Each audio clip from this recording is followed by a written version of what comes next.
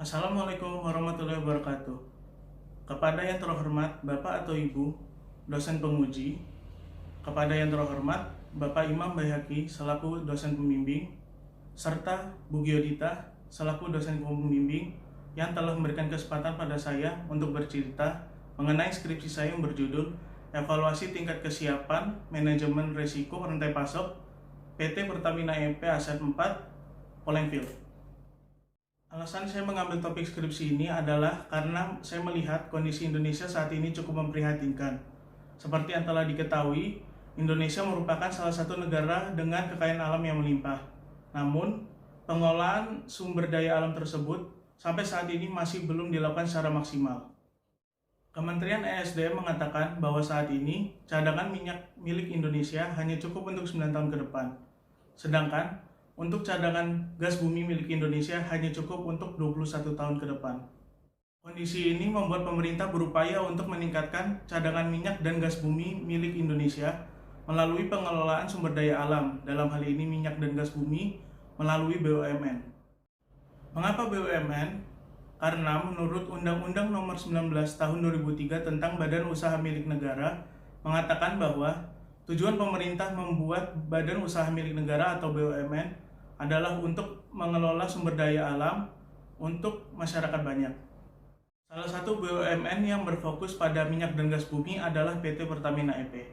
PT Pertamina EP adalah salah satu anak perusahaan milik PT Pertamina Persero yang berfokus pada eksplorasi dan eksploitasi minyak dan gas bumi. PT Pertamina EP memiliki 5 wilayah kerja yang disebut dengan aset. Kelima aset tersebut kemudian dipecah lagi menjadi 22 field. Salah satu field yang dimiliki oleh PT Pertamina EP adalah Polengfield, yang merupakan salah satu field offshore yang dimiliki oleh PT Pertamina EP. Sebagai salah satu field offshore yang dimiliki oleh PT Pertamina EP, Polengfield memerlukan manajemen rantai pasok yang optimal, sehingga kegiatan produksi Polengfield dapat berjalan dengan lancar. Manajemen rantai pasok atau supply chain management merupakan bagian penting bagi perusahaan, karena manajemen rantai pasok mengintegrasikan berbagai aktivitas produksi, mulai dari pengadaan bahan baku hingga penyaluran produk kepada konsumen.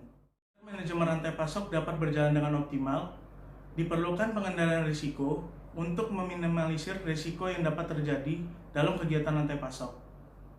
Polengfield telah menerapkan manajemen risiko pada seluruh kegiatan perusahaan, termasuk pada kegiatan rantai pasoknya. Namun, Polengfield belum pernah melakukan evaluasi pada tingkat kesiapan perusahaan dalam menerapkan manajemen risiko rantai pasoknya. Alasan lain mengapa penelitian ini perlu dilakukan karena hingga saat ini penelitian mengenai evaluasi penerapan manajemen risiko masih belum banyak yang meneliti. Kebanyakan penelitian mengenai manajemen risiko hanya membahas mengenai analisis risiko pada suatu perusahaan. Harapannya, penelitian ini dapat menjadi rujukan bagi penelitian-penelitian lain yang ingin membahas dengan topik yang serupa. Oleh sebab itu, rumusan masalah dalam penelitian ini adalah bagaimana tingkat kesiapan PT Pertamina EP Aset 4 Polengfield dalam menerapkan manajemen risiko rantai pasoknya. Tujuan penelitian ini adalah untuk mengukur tingkat kesiapan perusahaan dalam menerapkan manajemen risiko rantai pasok. Yang kedua adalah untuk memberikan rekomendasi perbaikan pada proses kegiatan manajemen risiko rantai pasoknya. Penelitian ini dilakukan pada Februari 2020 hingga Mei 2020 dengan objek penelitian yaitu PT Pertamina EP Aset 4 Polengfield. Terdapat 3 metode dalam penelitian ini. Yang pertama adalah analitik hierarki proses atau AHP, skala Likert, dan analisis 5W1H. Metode AHP digunakan untuk menentukan prioritas perusahaan dalam pelaksanaan proses manajemen risiko rantai pasok. Sedangkan untuk skala Likert digunakan untuk menilai kesiapan masing-masing proses manajemen risiko rantai pasok. Untuk analisis 5W1H digunakan untuk mengetahui permasalahan mengapa proses manajemen risiko rantai pasok tidak berjalan dengan maksimal, sehingga dapat memudahkan penulis untuk memberikan rekomendasi.